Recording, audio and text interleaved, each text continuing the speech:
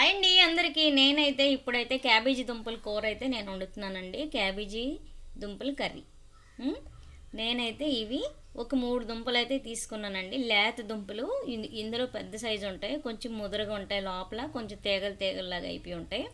అలాంటి దుంపలు అయితే మనమైతే కూర చేస్తే బాగా రాదండి. ఇలా చిన్న సైజులో మీడియం సైజులో ఉండే దుంపలు అయితే మనం టమాటా వేసి కూర చేస్తే చాలా బాగుంటుందండి. కొంచెం గరం మసాలా వేసుకుంటే. చూసారా, నేనైతే ఇప్పుడైతే ఈ కూరలో అయితే నేను ఈ ముక్కలు అయితే కట్ చేశాను కదా, ఒక 2 దుంపలు కట్ చేసుకున్నానండి. మూడో దుంప కూడా కట్ చేసేస్తాను. ఇప్పుడు నేను టమాటా మరి దుంపలే కలిపేసి కూర వండుతాను. క్యాబేజీ దుంపలు అంటారు వీటికి, కాలీఫ్లవర్ అంటాం కదా, వాటి తాలూకు దుంపలు అనమాట ఇవి. ఇవైతే బాగుంటుంది కూర వండితే. నేనైతే ఇవి వండుతున్నానండి ఈ రోజుకైతే. ఇప్పుడు చూడండి, ఈ దుంపలు 2 కట్ చేసుకున్నాను కదా, 2 దుంపలు కట్ చేసుకున్నాను. ఈ సైజులో ముక్కలు అయితే కట్ చేసుకున్నానండి. ఇప్పుడు వీటికి ఒక 3 ఉల్లిపాయలు అయితే కట్ చేసుకొని వేసుకున్నానండి. పెద్ద సైజు ఉల్లిపాయలు అయితే మనం ఒక 3 ఉల్లిపాయలు అయితే కట్ చేసుకొని వేసుకున్నాను.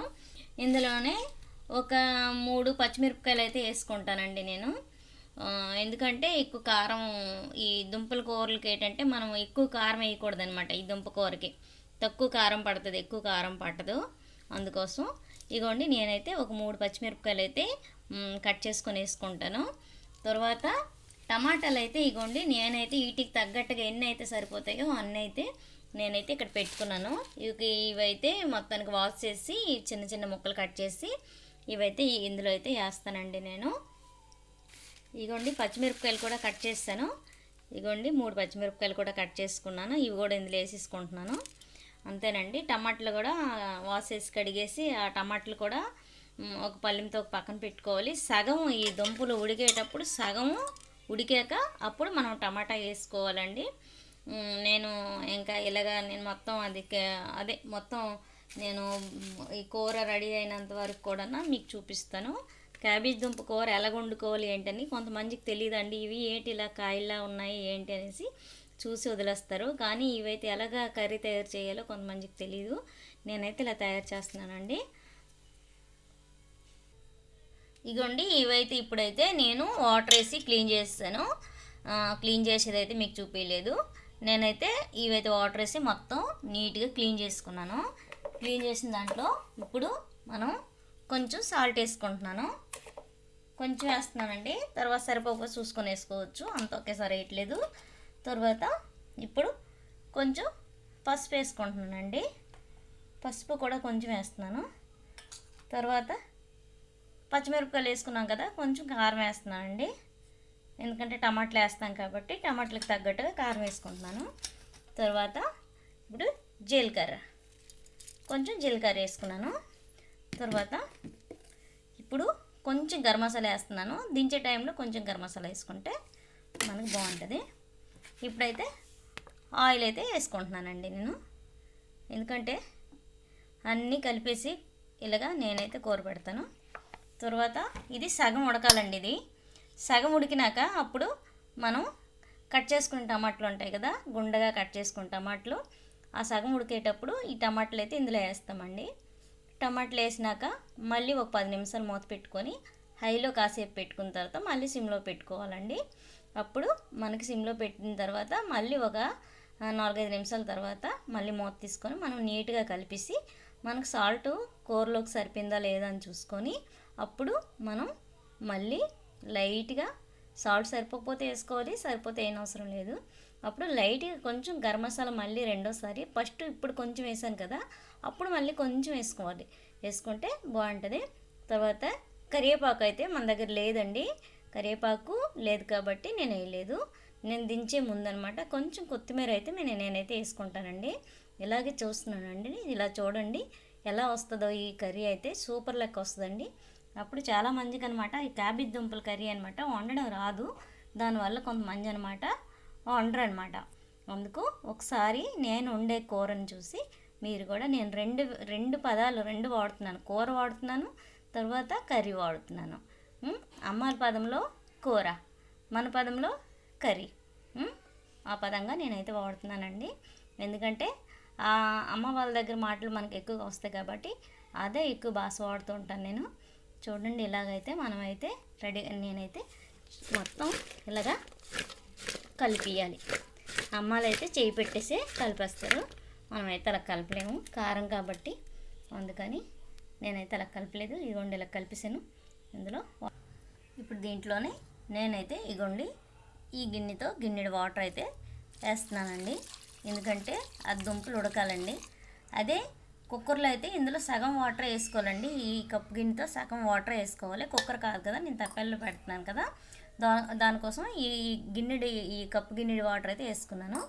ఇది సగం ఉడికినాక నేను ఇప్పుడు టమాటాలు వేస్తాను.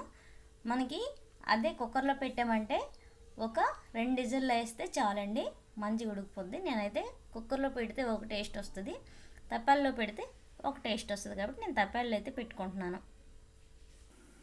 ఇగోండి నేనైతే చిన్న నిమ్మకాయ సైజు కంటే కొంచెం పెద్దవి టమాటాలు అయితే ఒక 6 టమాటాలు అయితే కట్ చేసుకున్నాను. కొత్తిమీరని అయితే అగోండి అలాగైతే నేనైతే క్లీన్ చేసుకొని పెట్టుకున్నాను. కొత్తిమీర కూడా కట్ చేసుకుంటాను, లాస్ట్లో కట్ చేసి వేసేస్తాను. కట్ చేయడం అంతా చాకుతోనో కత్తిపెట్టుతోనో కట్ చేయాలండి, చేతితోనో ఎలాగనేసి కట్ చేసి పడేస్తాను.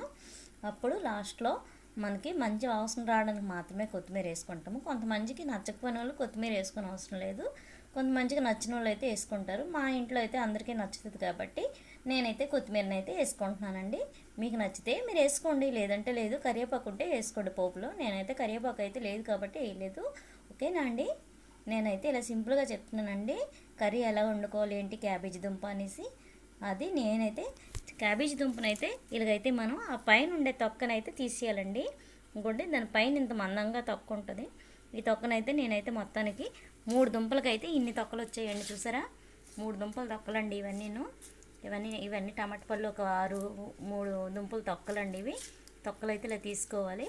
తీసుకుంటే అలాగా నేను దుంపలు చూపించాను కదా, అలాగ వస్తాయి. ముక్కలు చేసుకొని మనం అలాగా వేసుకోవాలండి, కూర చేసుకోవాలి. చాలా బాగుంటుందండి.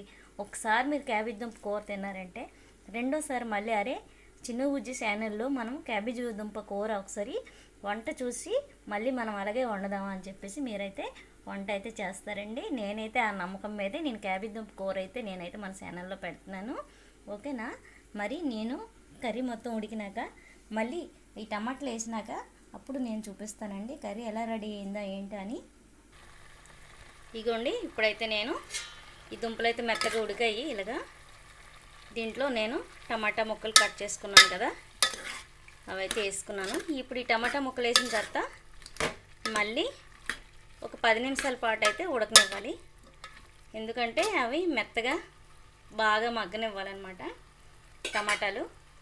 అప్పుడు బాగా మగ్గినాక మళ్ళీ మంచిగా మనం అంతా కలిపేసి ఇగోండి టమాటాలు అయితే వేసుకొని నేను 10 నిమిషాలు మూత పెట్టినాక ఇలాగైతే వచ్చిందండి. నీట్గా మెత్తగా ఉడికిపోయేవి టమాటాలు. తర్వాత అదే క్యాబేజీ దుంప ముక్కలు, టమాటాలు, ఉల్లిగడ్డలు అన్నీ మెత్తగా ఇలా ఉడికాయి కదా.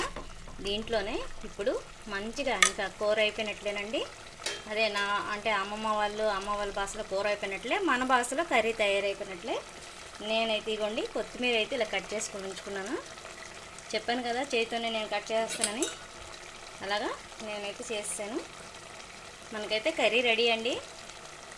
మీకు నచ్చితే లైక్ చేయండి, షేర్ చేయండి, కమెంట్ పెట్టండి మన కర్రీ ఎలా ఉంది ఏంటి అని. మరి సబ్స్క్రైబ్ కూడా చేయండి. మరి మన ఛానల్ అయితే చిన్న బుజ్జి ఛానల్ అండి. క్యాబేజీ దుంప కూర అండి. ఇది క్యాబేజీ దుంప కర్రీ అంటారు, క్యాబేజీ దుంప కూర అంటారండి. కాలీఫ్లవర్ ఉంటుంది కదా దాంతో దుంపలు అండి ఇవి.